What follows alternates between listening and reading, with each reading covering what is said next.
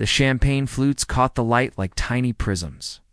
Ronan Callaway stood frozen in the doorway, suit jacket unbuttoned, his meeting clearly somewhere else entirely. "Sir, your seat?" A waiter gestured toward the rows of white chairs. Then he heard it. That laugh. The one that used to fill lecture halls and turn his carefully constructed arguments to dust. Elina Monroe stood at the altar in pale blue silk. Auburn hair twisted elegantly at her nape. She held a bouquet like a weapon. Time had sharpened her features, made her even more dangerous than he remembered. Their eyes met across the crowded aisle. Her lips parted. Ronan. The bride and groom kissed. Applause erupted. He slipped into an empty seat, pulse hammering against his ribs. 5 years. 5 years since he'd walked away from everything, including her. The ceremony blurred past. When guests began filtering toward the reception, Lena found him immediately, arms folded. Fire in her dark eyes. "You're crashing this wedding. Good to see you too." "Monroe." He couldn't help the smile. "You didn't answer my question. I was supposed to meet someone here. Didn't realize it was a wedding until I walked in." She shook her head slowly. "Of course you'd accidentally stroll into a wedding like it's a board meeting. Didn't expect to see you either." His gaze swept over her bridesmaid dress. "You look still insufferable?" She cut him off. He laughed. God, he'd missed this. "I was going to say beautiful." Something flickered across her face before she masked it. "Duty calls. My best friend's wedding." She gestured toward the bride. "And you? Still running the business world? Still making deals? Still making headlines? Still impossible?" she muttered. "You're running your own interior design firm now," he said. It wasn't a question. He'd kept tabs, even when he shouldn't have. Her eyes narrowed. "How did you time for the first dance?" The bride's voice rang out. "Bridesmaids, you're up." Lena groaned. "I hate wedding traditions." Ronan extended his hand. "Lucky for you, I'm an excellent dancer. You just said you weren't invited. Doesn't mean I can't dance." She stared at his outstretched palm for a long moment. Finally, she sighed and placed her hand in his. "If you step on my toes, I'm never letting you forget it. Deal." He pulled her close as the music swelled. The chandelier light caught in her hair. She fit against him exactly as she had years ago. At that university gala, where everything had changed between them. Still as arrogant as ever, she murmured. Confident. "Lena, there's a difference. You always had a way of turning everything into a debate." He spun her, then drew her back in. "I seem to remember you enjoyed winning those debates just as much as I did." "Maybe." Her expression was unreadable. "But it's been years, Ronan. People change." His grip on her waist tightened. "Do they?" She opened her mouth to answer, but the song ended. Applause surrounded them. She stepped back quickly, smoothing her dress. "I have bridesmaid duties." He watched her disappear into the crowd, that familiar pull tightening in his chest. The same pull that had terrified him 5 years ago. The same pull that made him run hours later after speeches and cake. He found her on the terrace. She held a glass of wine, staring at the city lights below. "Following me now?" she asked without turning. "You left before I could ask you something." She glanced over her shoulder. "What?" He moved to stand beside her, close enough to catch her perfume. "Jasmine?" And something darker. "Why did you look at me like that?" "During the dance." "Like what? Like you were trying to decide if I was real?" Lena took a slow sip of wine. "Maybe I was curious. About you. About what happened to the Ronan Callaway, who used to stay up all night arguing philosophy and ethics with me." "He built an empire," Ronan said quietly. "Made headlines. Never looked back. That's the part I don't understand." She turned to face him fully. "You just disappeared. No goodbye. No explanation. One day you were there, and the next it wasn't intentional." Her laugh was sharp, wasn't it? "I got caught up in building something. The next deal, the next city.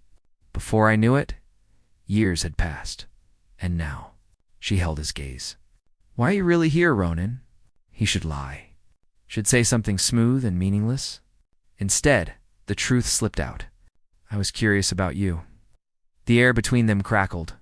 Lena set down her glass carefully. When I saw you at the wedding, I wasn't sure if I wanted to punch you or pretend I didn't see you. And now? Now. She stepped closer. Now I'm curious too. About what you're not saying. Before he could respond, his phone buzzed. He pulled it out, glanced at the screen, and his blood went cold.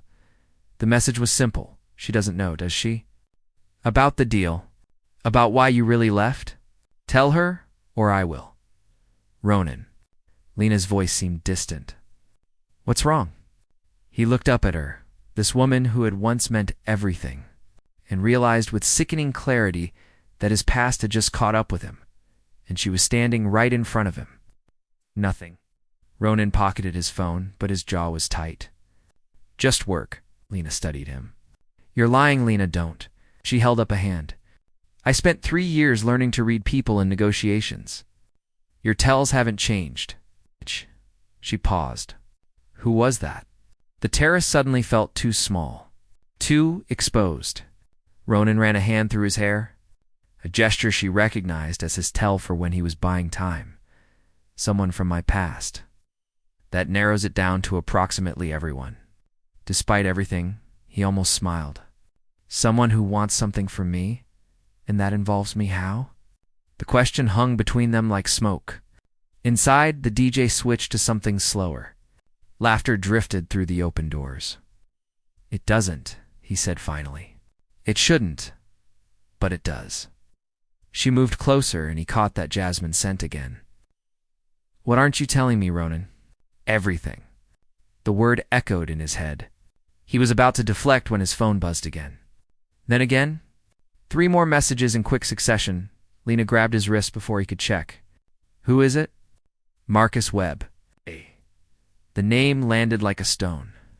Lena's expression shifted, something cold flickering in her eyes.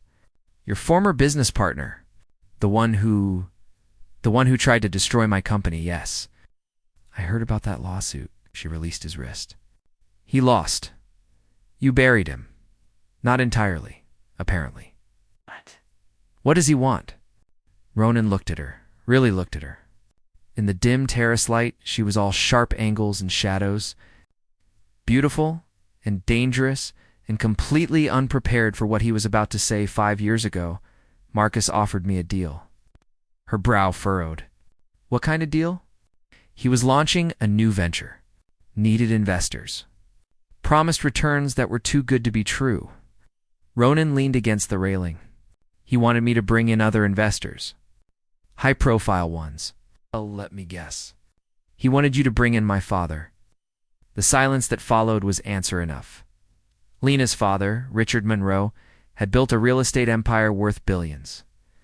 He was notoriously selective about his investments and trusted almost no one, except the people his daughter trusted.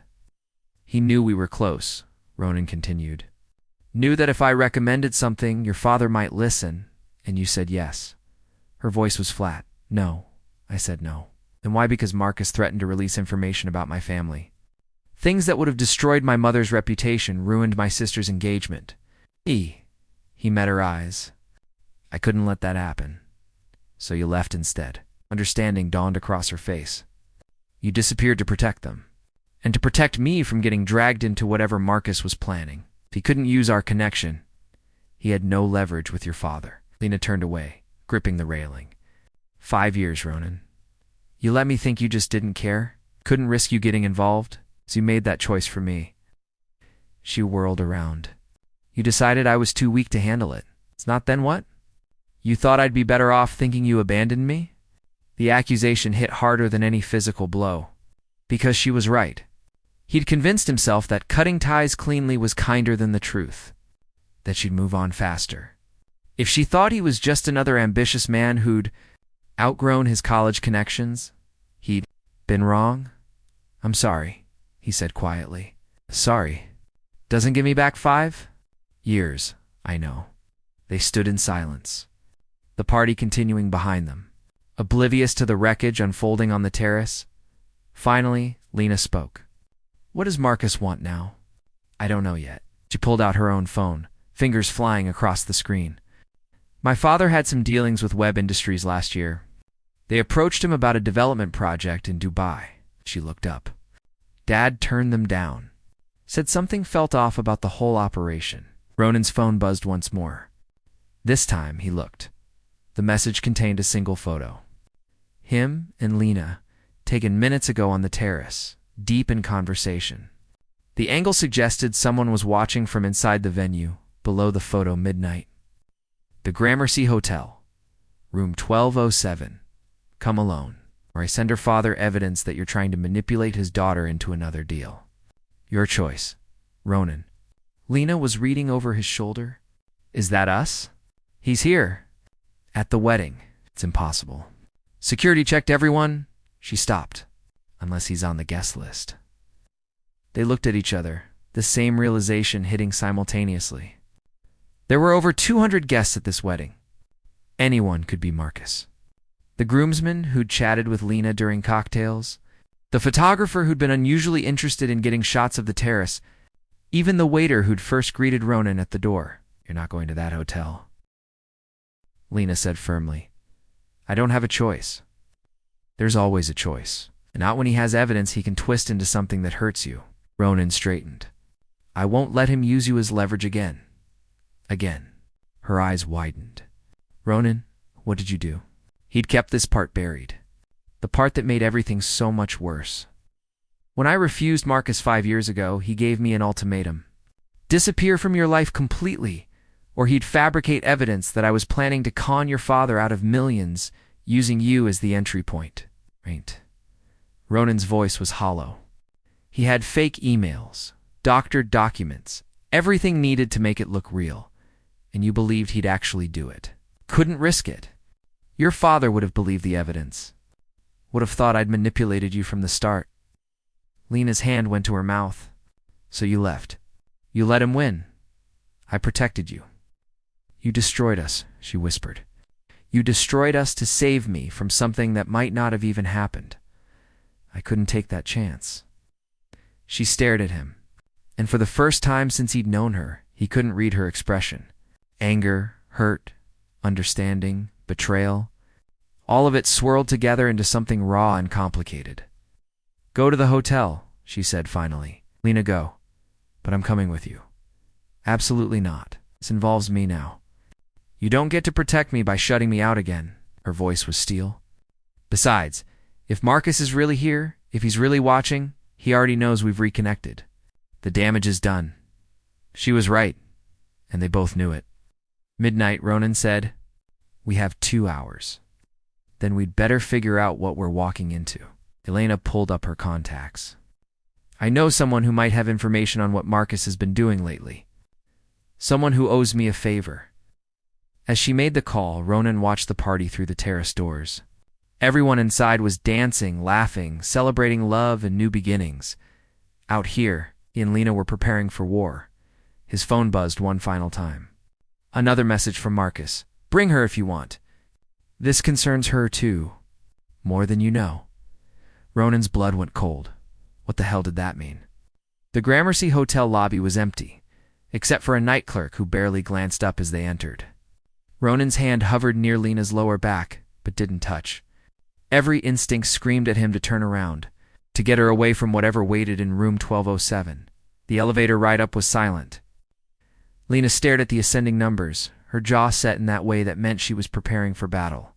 He'd seen that look before, in university, right before she decimated opposing debate teams.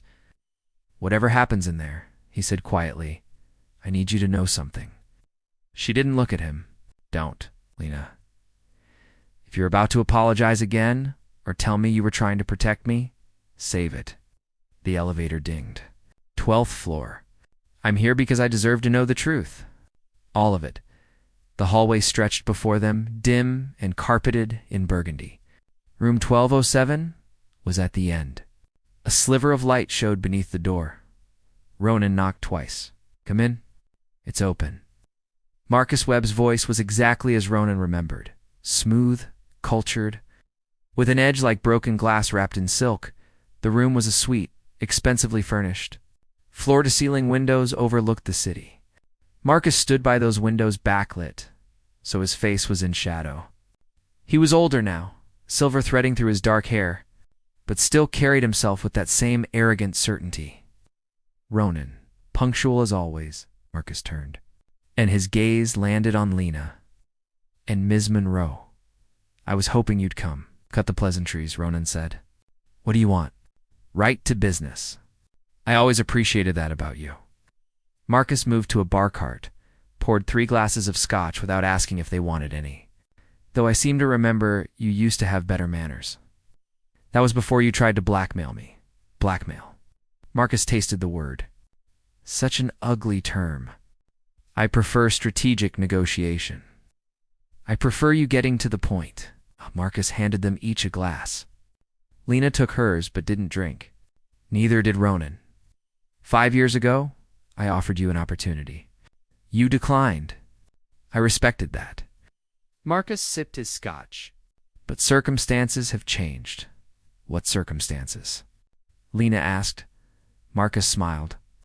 Your father's company is acquiring Web Industries assets. The deal closes in 3 weeks. Ronan's grip tightened on his glass. Richard Monroe is buying you out? Buying me out, absorbing my company, destroying everything I built? Call it what you like. The bitterness in Marcus's voice was palpable. But here's the interesting part. He's only doing it because someone convinced him it was a good investment. Lena went very still. Who? You don't know? Marcus's eyebrows rose. Your father didn't tell you? How fascinating. Tell me what? Lena's voice was dangerously quiet. Your brother. Marcus set down his glass. Christopher Monroe reached out to me 6 months ago. Said he wanted to broker a deal between Web Industries and your father's company. Said he could make it happen if I gave him certain incentives. You're lying. But Lena's voice wavered. Am I? Ask yourself why Christopher suddenly moved back to New York last year. Why he's been so interested in your father's business dealings. Marcus pulled out his phone, scrolled through something, then held it out. Here, see for yourself. Lena took the phone with trembling hands. Ronan moved closer, reading over her shoulder. It was an email chain. Christopher Monroe's name at the top, discussing percentages, kickbacks, insider information about Richard Monroe's plans. Chris wouldn't, Lena whispered. He wouldn't betray Dad like this, wouldn't he? Marcus reclaimed his phone. Your brother has always been ambitious. Always felt overshadowed by your father's legacy. This was his chance to prove himself. To make his own fortune? By destroying yours in the process, Ronan said. What does this have to do with us? Simple. I need leverage to stop this deal. And you two are going to give it to me. Like hell, Lena snapped. Marcus walked to a desk, pulled out a folder.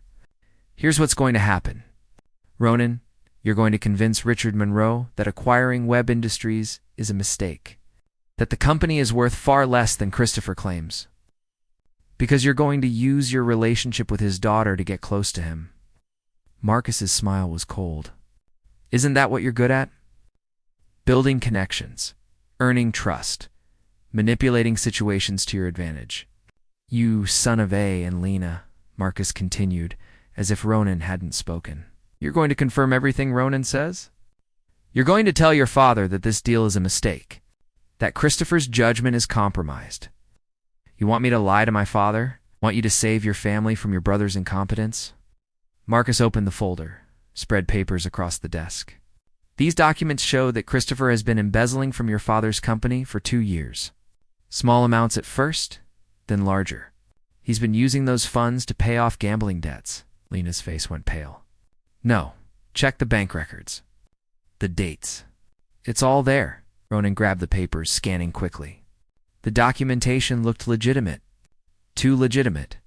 But the amounts, the patterns, they matched what someone in Christopher's position could have accessed. Why are you showing us this? Ronan demanded. Because if you don't help me stop this deal, I'll release all of this to the press. Christopher Monroe will be arrested for embezzlement. Your father's company will be embroiled in scandal, and your family's reputation will be destroyed. Marcus looked at Lena. All because your brother got greedy. Lena swayed slightly. Ronan caught her elbow, steadied her. You're insane, she said.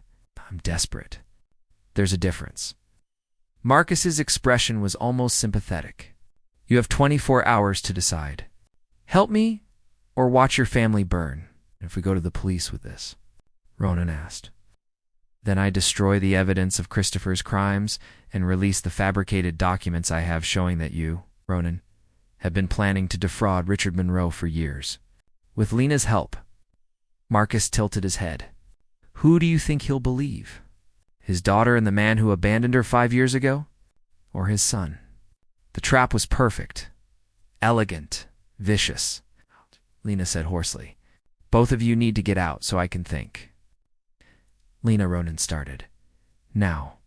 Marcus raised his hands in surrender. 24 hours. I'll be in touch. He left, closing the door softly behind him. Ronan and Lena stood in the empty suite, the weight of impossible choices pressing down on them. Is any of it true? Lena asked finally. About Christopher. I don't know. The documents look real, but Marcus could have fabricated them. He fabricated documents about you 5 years ago. Yes, so maybe these are fake too. Maybe this is all another manipulation. But she didn't sound convinced. Ronan wanted to comfort her, to tell her it would be okay. But he'd used up his right to comfort her years ago. What do we do? She whispered before he could answer. His phone rang. Unknown number.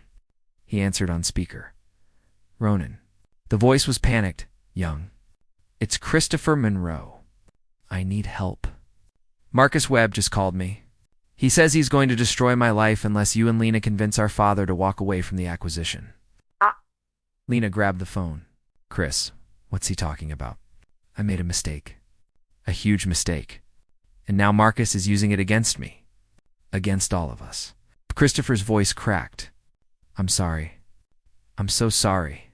I never meant for any of this to happen. The line went dead. Lena looked at Ronan, and in her eyes he saw the exact moment her world fractured. It's true, she said numbly. All of it. My brother betrayed our family. And somehow, impossibly. That made everything worse. They found Christopher at a dive bar in Hell's Kitchen, hunched over a glass of whiskey that clearly wasn't his first. He looked up as they approached, and Ronan barely recognized him. The clean-cut, confident man from society photos was gone, replaced by someone hollow-eyed and desperate. Lena. Christopher stood, swaying slightly. You shouldn't be here. Sit down before you fall down. Lena slid into the booth across from him. Ronan remained standing, blocking anyone's view of their conversation. Tell me everything. It started small. Christopher's hand shook as he reached for his glass. Just a few bets. Football games, basketball. I won more than I lost at first. Then you started losing, Ronan said. Then I started losing. Christopher laughed bitterly. 5,000 became 10, became 50. Before I knew it, I owed people money I couldn't pay back. Dangerous people. Lena closed her eyes.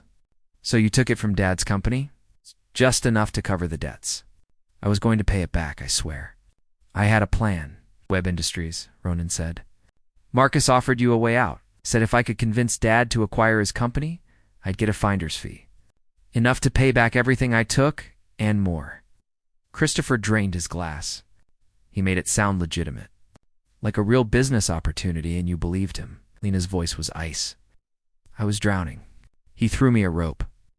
Christopher finally met his sister's eyes. I know what you're thinking. That I'm weak. That I'm a screw-up. You're right. But I never wanted to hurt the family. Yet here we are. A long silence fell over the table. The bar's jukebox played something old and mournful. Someone laughed too loud near the pool tables. How much did you take? Ronan asked. Total? About 200,000 over 18 months. Lena flinched. Jesus, Chris. I know. Dad would forgive you if you came clean, Lena said, but she didn't sound certain. He'd be angry, but he'd help you. Would he? Christopher signaled the bartender for another drink. I'm the son who was supposed to take over the empire. The heir. How do I tell him I'm a gambler and a thief? You tell him the truth before Marcus does it for you, Ronan said. You take away his leverage and go to prison? Maybe, maybe not. Richard Monroe has the best lawyers in the country. If you cooperate, show remorse. Pay back what you took with what money? Christopher's laugh was harsh. I'm broke. Worse than broke. The people I owe won't wait for a payment plan. Ronan exchanged a look with Lena. In her expression, he saw the same calculation he was making. The same impossible math of loyalty and consequences. I can cover it, Ronan said quietly. Both Monroes stared at him. What? Lena asked. I can move funds tonight. Have it in your father's accounts by morning. Ronan kept his gaze on Christopher. You tell Richard everything? Tonight, no more lies. You come clean about the gambling, the embezzlement, Marcus's blackmail. All of it. Why would you do that? Christopher's voice was thick with suspicion. What's in it for you? Nothing. Except maybe Lena's family stays intact. Lena stood abruptly, outside. Now. She didn't wait for Ronan to follow, just pushed through the bar's exit into the cold night air. He found her in the alley beside the building, pacing like a caged animal. Can't do this, she said as soon as he emerged. It's just money. It's not just money, and you know it. She stopped pacing, faced him. This is you trying to fix everything. Trying to make up for 5 years ago, maybe. I don't need you to save my family, Ronan. I know that. He moved closer. But I need to do this anyway. Why? The question hung between them, loaded with everything unsaid. Why come back into her life? Why offer help? Why risk getting tangled up in the Monroe family's mess when he'd worked so hard to extract himself? Because 5 years ago, I walked away from you to protect you from Marcus, Ronan said. And it turns out he came for your family anyway. If I'd stayed, if I'd fought instead of running, maybe I could have seen this coming. Could have helped Christopher before it got this bad. That's not your fault, isn't it? I had information about Marcus that could have warned people. I stayed silent to protect my own family's secrets. He ran a hand through his hair. I made choices that seemed right at the time, and they led here. So let me make a choice that might actually help. Lena was quiet for a long moment, studying his face in the amber glow of the streetlight. If you do this, my father will want to know why. He'll dig into your history with me, with Marcus. All of it will come out. I know. You'll lose your privacy. Probably face questions about your business practices. Richard Monroe doesn't do anything halfway. I know that too. And you're okay with that? Ronan thought about the empire he'd built, the reputation he'd carefully constructed, the walls he'd put up to keep people at arm's length, to avoid the kind of messy, emotional entanglements that made you vulnerable. Then he looked at Lena, at the woman who'd challenged him in every debate, who'd made him laugh when he was taking himself too seriously, who'd looked at him 5 years ago like he was worth loving. Yeah, he said. I'm okay with that. She stepped closer, so close he could count the gold flecks in her dark eyes. This doesn't fix what happened between us, I know. And it doesn't mean I've forgiven you. I know that too, but it means something. Oh. Her voice softened. It means maybe you're not the same man who ran away 5 years ago. I'm not, he said quietly. That man was terrified of needing anyone, of being vulnerable. He thought protecting people meant pushing them away. And now I think maybe the braver thing is staying. Even when it's hard. Even when it hurts. Lena reached up, her fingers grazing his jaw. The touch sent electricity through him, the same spark that had existed between them since university. Since the first time she'd argued with him in macroeconomics, and he'd realized he'd never met anyone who could match him intellectually and challenge him emotionally. In equal measure, if we do this, she said.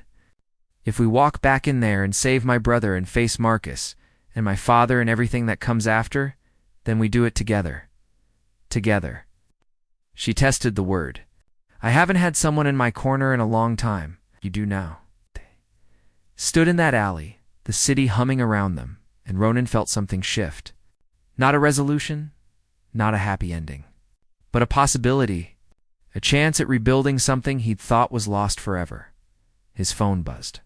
A text from Marcus. Time's up. What's your decision? Lena read it over his shoulder. What do we tell him? Ronan typed out a response. We'll stop the acquisition.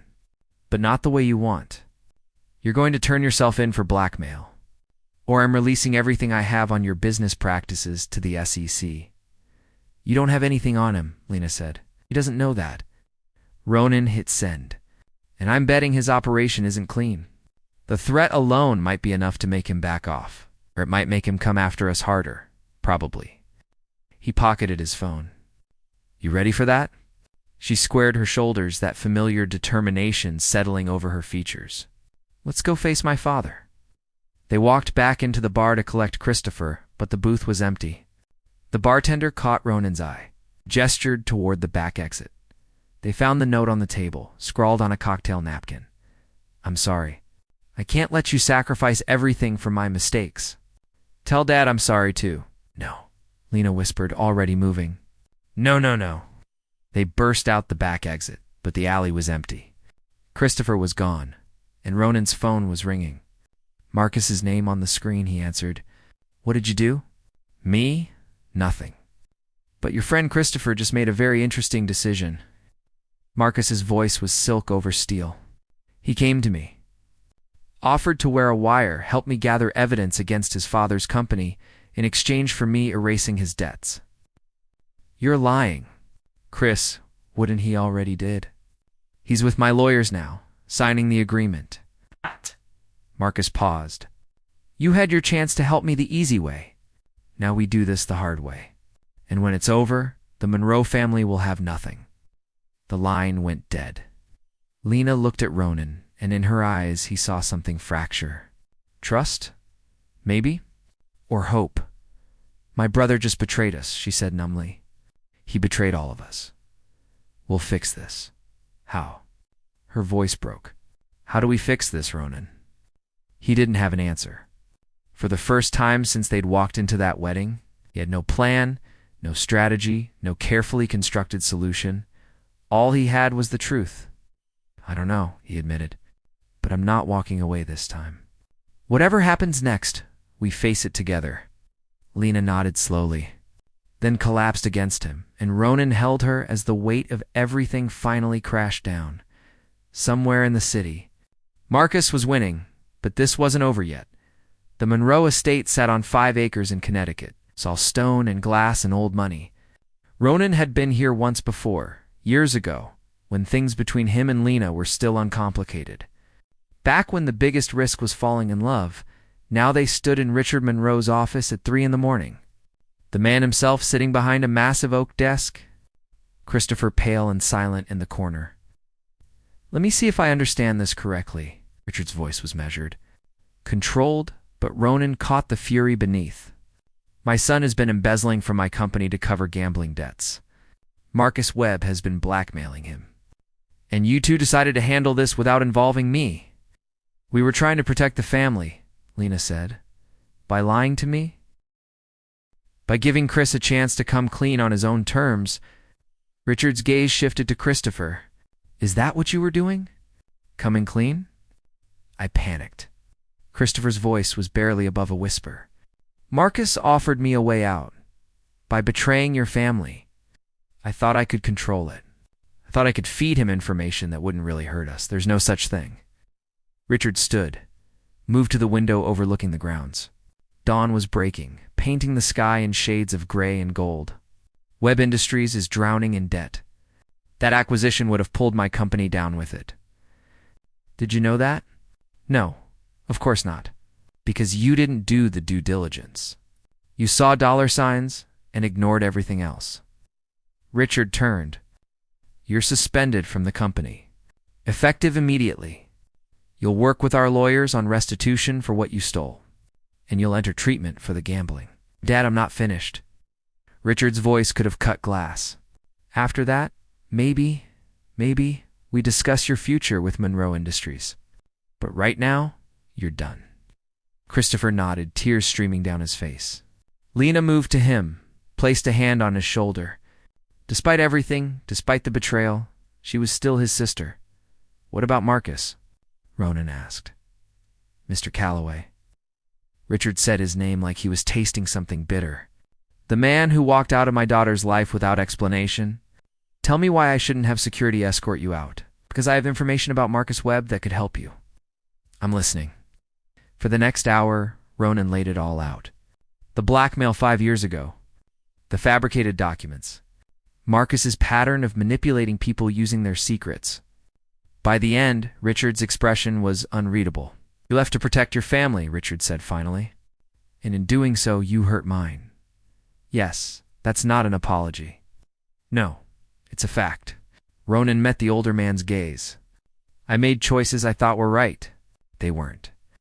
But I'm not going to stand here and pretend I wouldn't make the same choice again if it meant keeping the people I love safe. Something flickered in Richard's eyes.